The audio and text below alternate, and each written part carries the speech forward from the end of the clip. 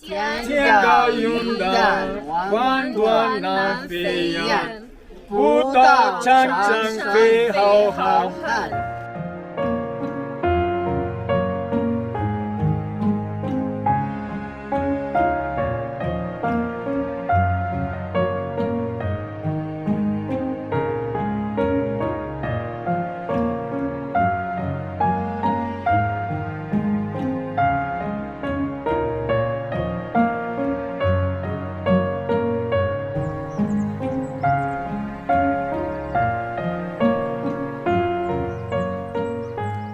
I really like history, and I want to know much and more about history, and especially the history of China. So this was a very rare experience for me. It feels me like that I was moving on the same trail like those people were doing on many years ago.